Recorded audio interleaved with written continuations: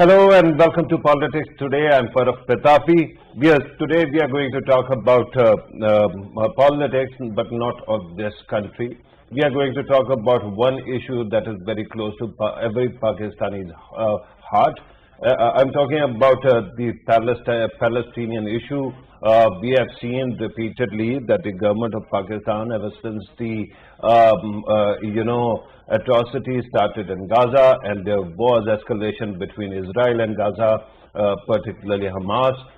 Since then, Pakistan has played a very important role in bringing together OIC leadership and the interaction that took place. After that, today in the Federal Parliament of Pakistan, the Foreign Minister of Pakistan also gave a policy statement.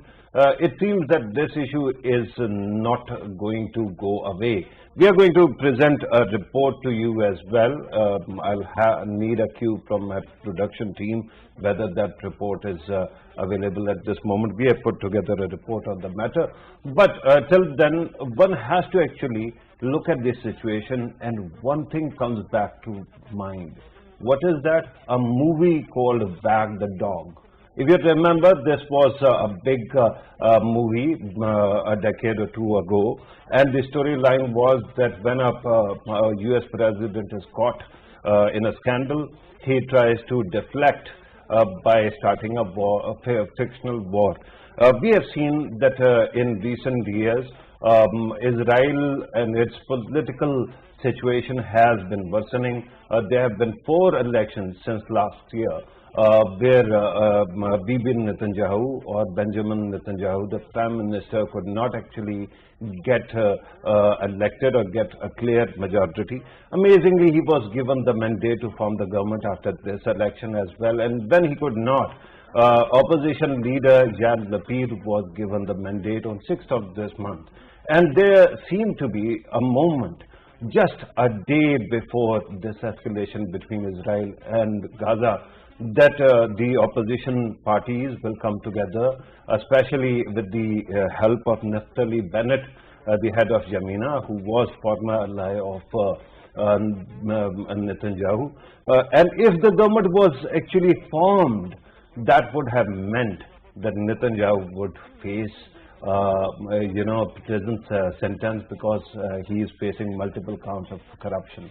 Since then, we have seen that Netanyahu actually started this provocation first in Holy Aqsa Mosque, where on 27th of Ramzan, when the prayers were going on, Ramzan prayers were going on, there was an attack with flash bombs.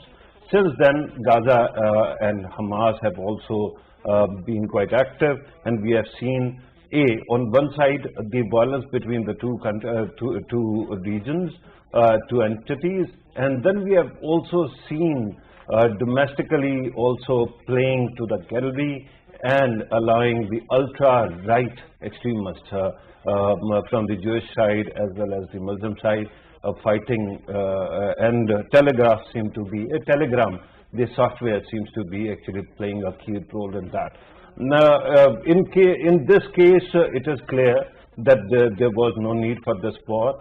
And then we saw also the demolition of Al Jalla, building or tower, which housed 2 very important officers, one of AP, Associated Press, and also of Al Jazeera. Al Jazeera, because it was constantly reporting live from Gaza and showing what exactly was going on, it seems is considered a nuisance by the Netanyahu government, and there seems to be this demolition that you're going to view in a second. It is going on in the split screen before you, and this situation actually seems to be a clear provocation, because the media was attacked and the usual claims are given that Hamas was hiding inside the building.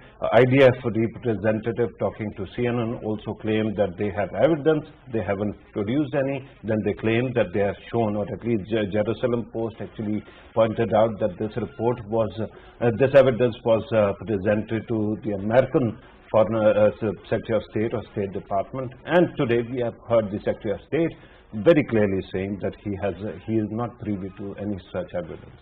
This seems to be a huge case. If there is an independent investigation of human rights violations and a war crime also, because media is targeted. We are going to talk about all these matters and more in order to help us understand these issues. In the studio, we are joined by Dr. Nazir Mahmood, Nazir Mahmood, a foreign affairs expert. Thank you very much, sir, for being part of the program.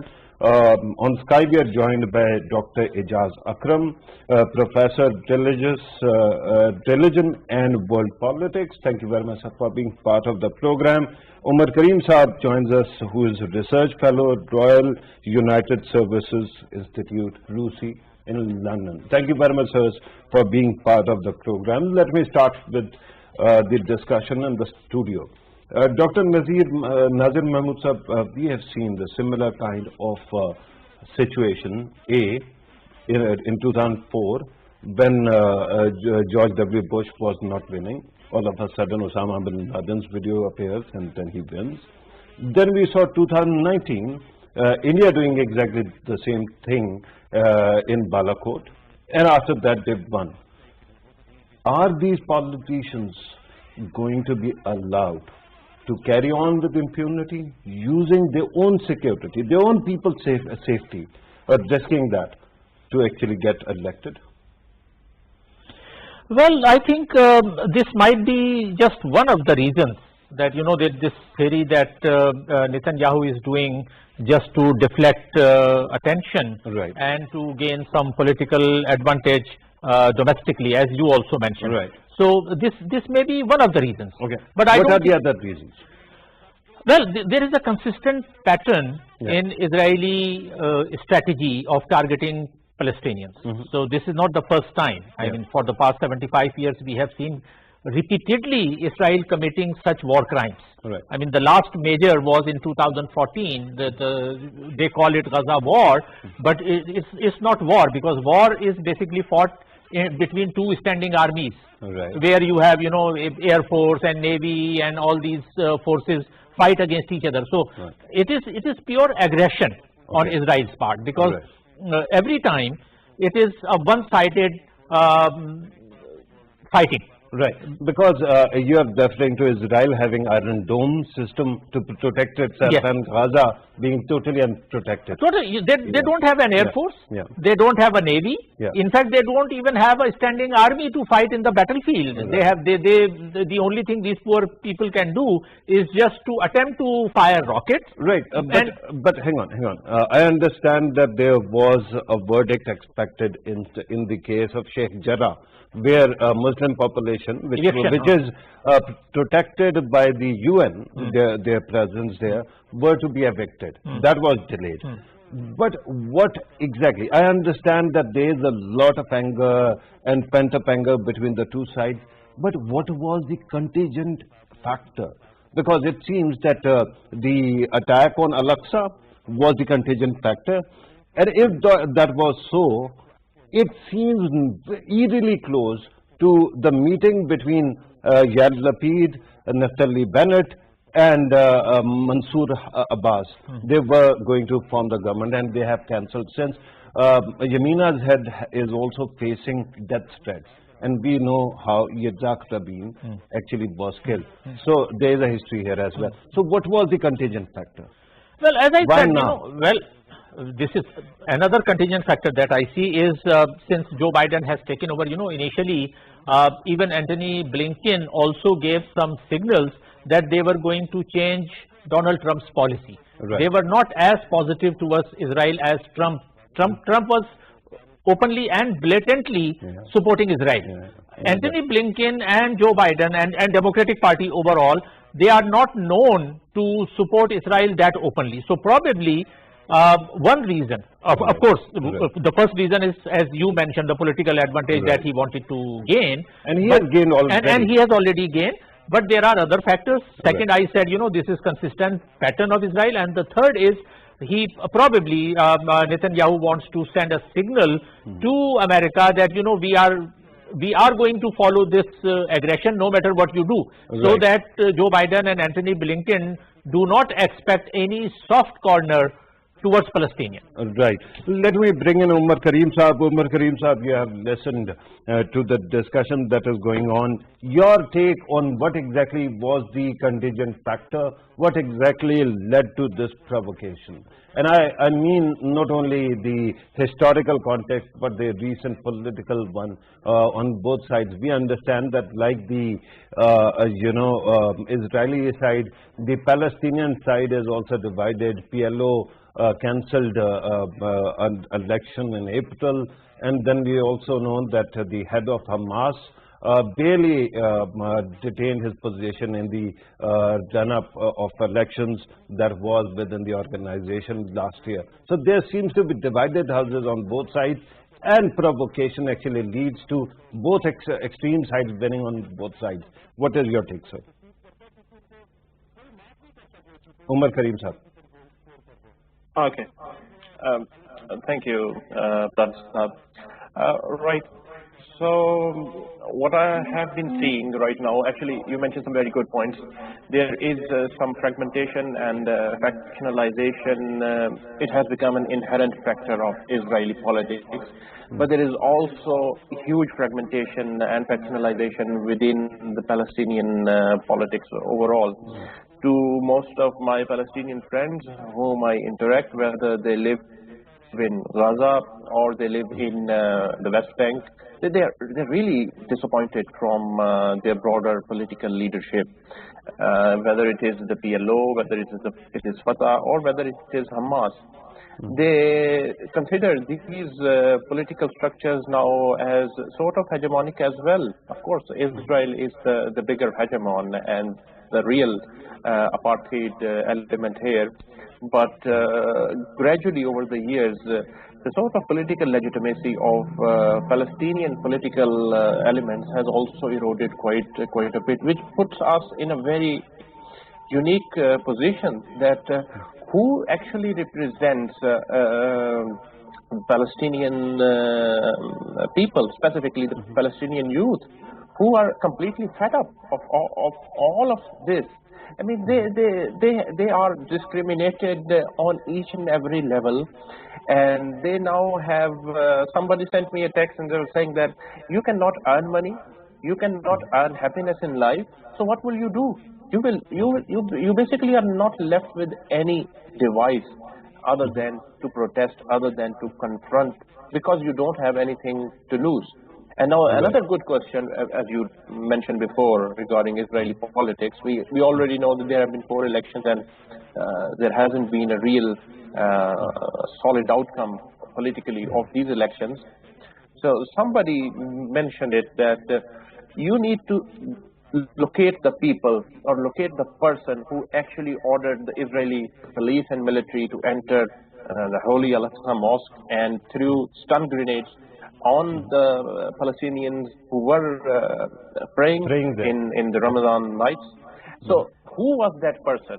And this actually goes back, if you go back in deep, I think the real culprit here, I mean, we know it, but if you deconstruct it a little bit, I think the Israeli Prime Minister has to be blamed for all of this. Right, just because precisely. he wants to gain and traction Umar in Saab, his with your permission, let me bring in Dr. Ijaz Akram as well, but we are going to actually point this thing out, because the evidence seems insurmountable and it is very clear. There are 3 aspects to it, Dr. Saab, and one is meta-narrative, of course, where each side actually chooses tribalism and sticks to their own position. Then there is the factor of political realities that we have pointed out, and then there is a micro focus as well, where we look at ground realities and how everything actually, every focus is lost in the details. But it seems that Israel wants us to look at the meta narrative and then be lost in the details, not see what exactly is happening in the political tent. What is your take at this moment on this situation? Is this some kind of war crime or something else is going on? Yes, thank you, Pitafi Saab, for having me on this show. Since you asked this question about the narrative and the meta-narrative, let me go straight into the principles first.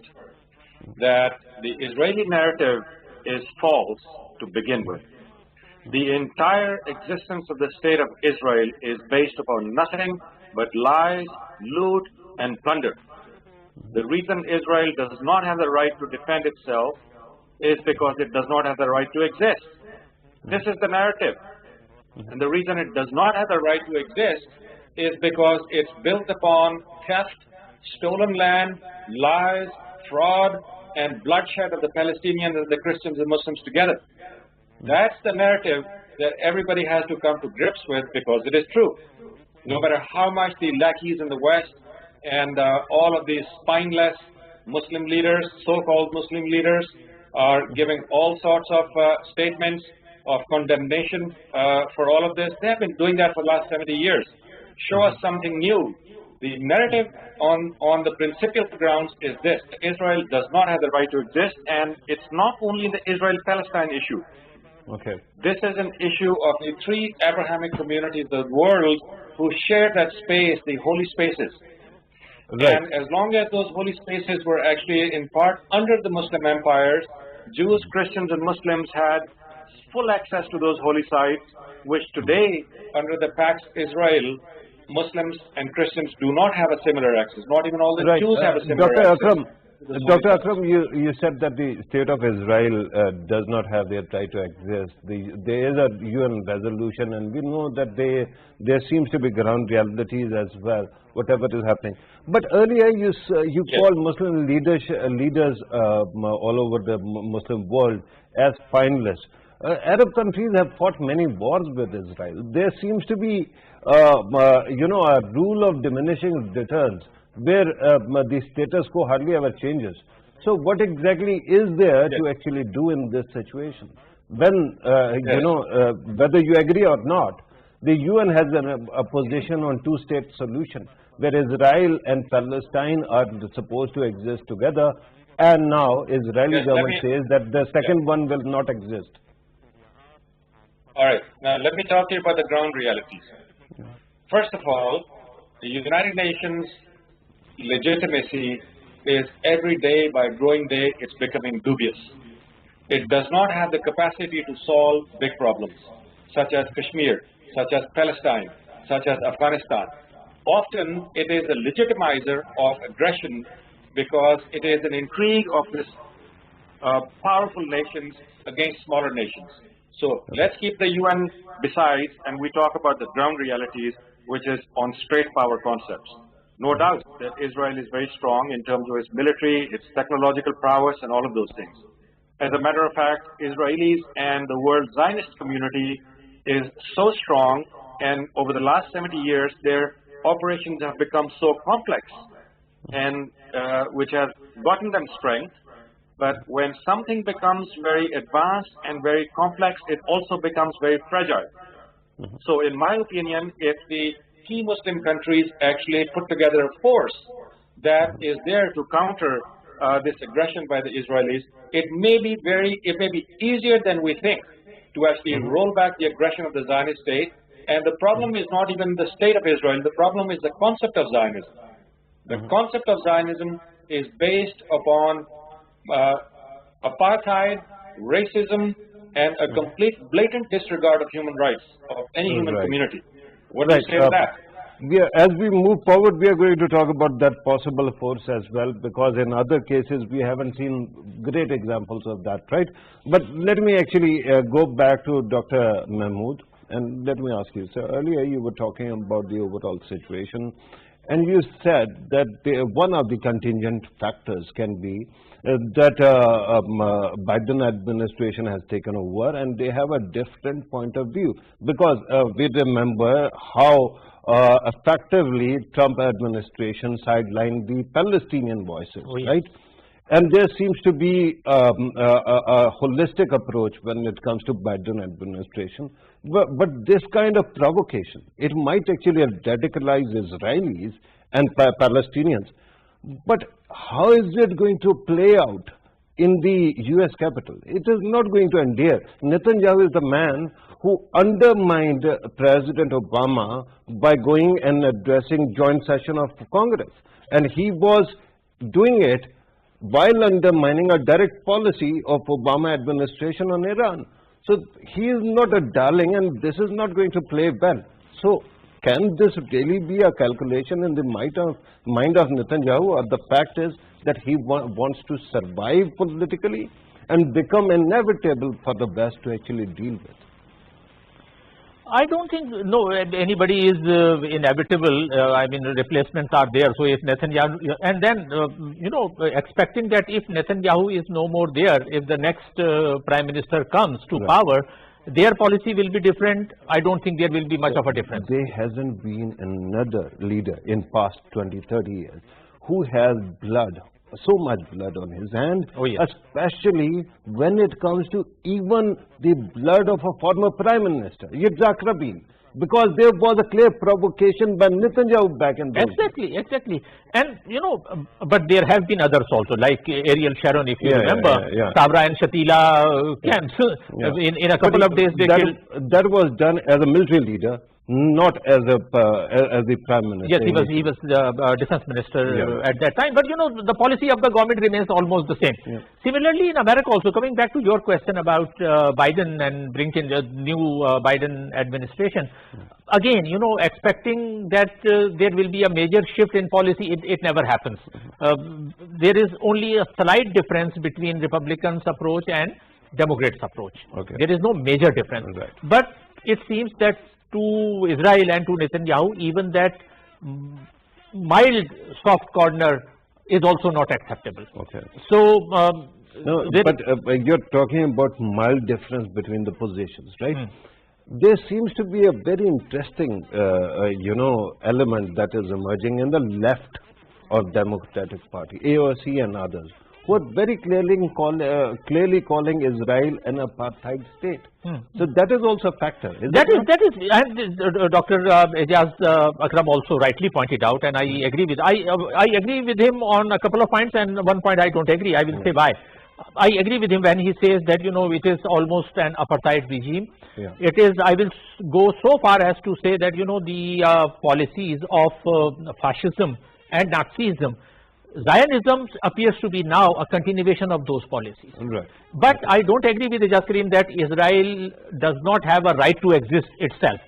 Because even Palestinian, remember Oslo agreements and all, ultimately they were expecting a two-state solution. So what is two-state solution? The two-state solution is that Israel also has a right to exist. And now if we say that they don't have even a right to exist, even it's like saying that because of Nazism, Germany did not have a right to exist. Germany is there.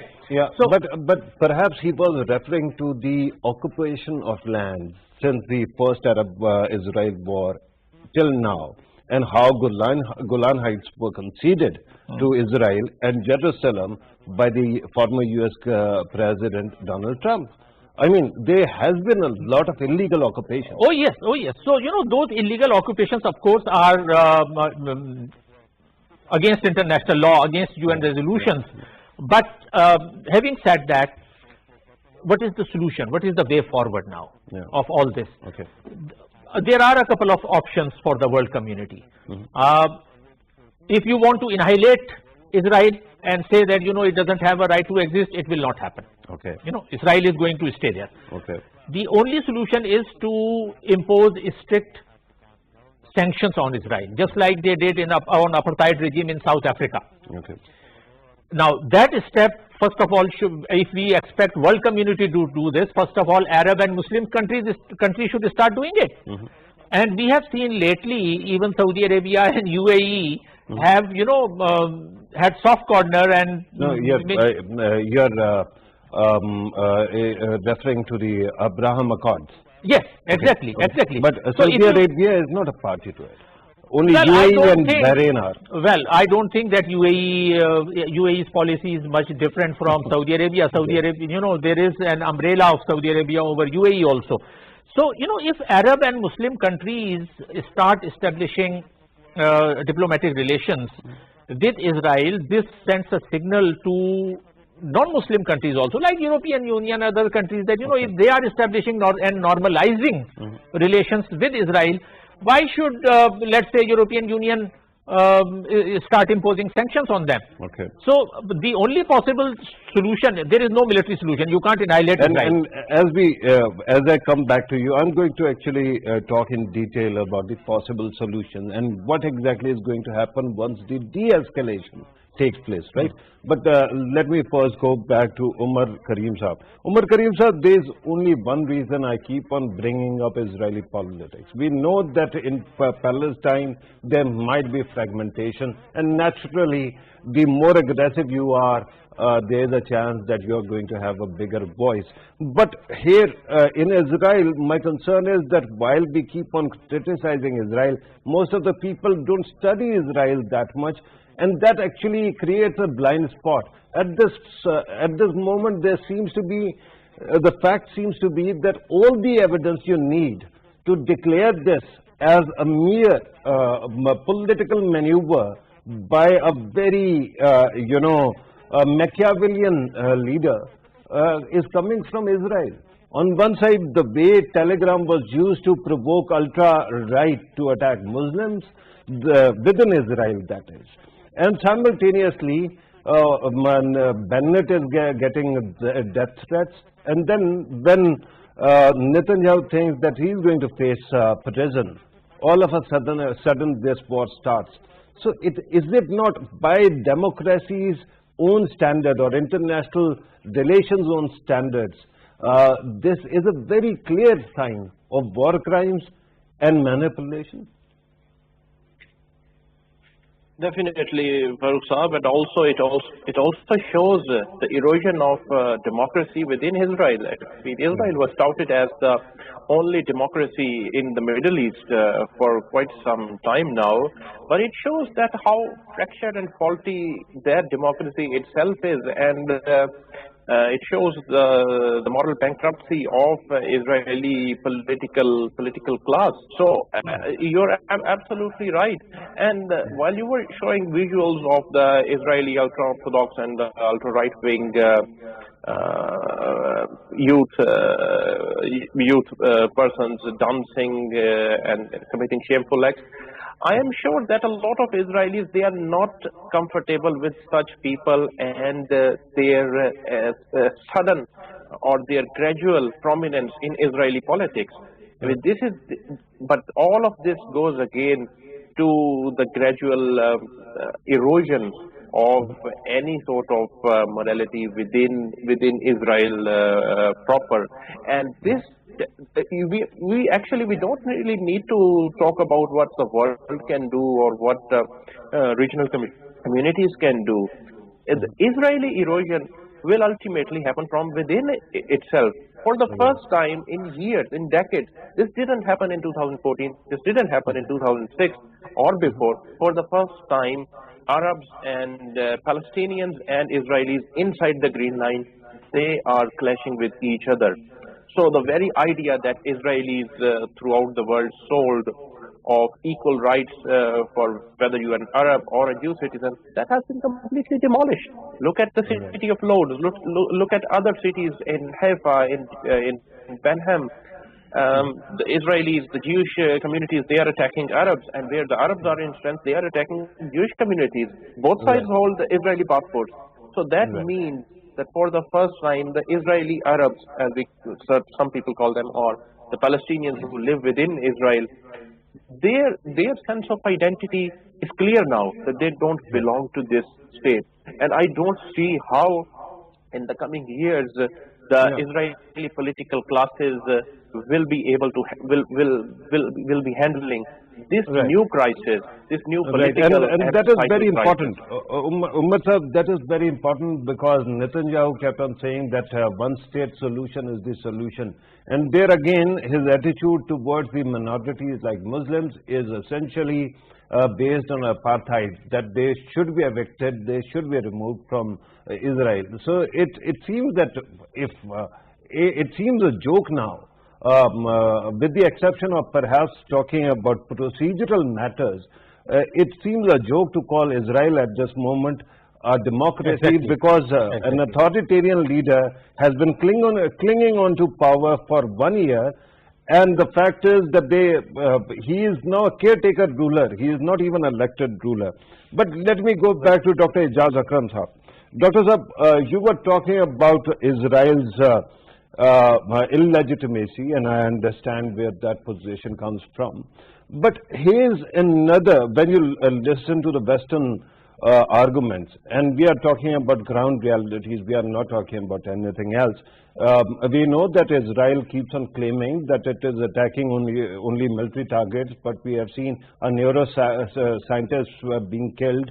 We have seen this Al-Jallah building being destroyed, and we have seen attacks on the local population, unarmed population as well. But the counter argument we get is that the missile attacks that are coming from Gaza are attacking indiscriminately the civilian population as well, which includes children and women. What do you have to say to that? Because it seems that on both sides, civilians become casualty, and the fact is that human beings are human beings, no matter what. Yes, this is the biggest mischief and falsity that the Israelis often say, that, oh, it's the both sides. It's never the both sides. It's only one side. I'll tell you how. That for the last 70 years, they've stolen all the land, killed many people, displaced millions, and just last week, they've killed more than 200 people, including women and children, where Israel has only accepted 3 casualties. Where's the balance? Second, when you beat the people to such an extent that they have no other choice left, they will use all means. Now let me tell you the ground realities. When after 9/11, so-called 9/11 drama, when the United States of America with a 48 countries coalition raided Afghanistan, we were told about the ground realities. But after 20 years, the ground realities came out to be different. A ragtag bunch of 25, 30, 40,000 soldiers, the Afghan resistance against foreign occupation, beat the crap out of them. And now they're begging them that please don't shoot at us while we leave. And so these are also ground realities. I'll tell you about the fragility of the Israel as a state. Any state, and this is the lesson of history for everyone, any state that is built upon injustice, whose foundations are imbued in injustice, will eventually implode. So, with due respect to Dr. Nazir, I think that one, Israel does not have the right to exist because of this very reason. Secondly, it will not exist because I have never seen that one state that is built, whose foundations are built upon injustice, that it will actually perpetuate itself into an unforeseeable future. It just won't happen. Just where it didn't happen in Vietnam, it didn't happen in Afghanistan, and it didn't happen in Iraq. So you'll see the same thing. Israel, we think, okay, well, they have 150 nuclear warheads, we have 200 warheads. If we attack each other, that will be mutual annihilation. We're not talking about that. We are talking about pushing them. I understand where you're coming from, but with due respect, here's the point. I understand the lessons of history, and Paul Kennedy has even talked about imperial overreach. That seems to be a case in Israel as well. But with due respect, the cost of this history seems very high. Human beings keep on dying all the time.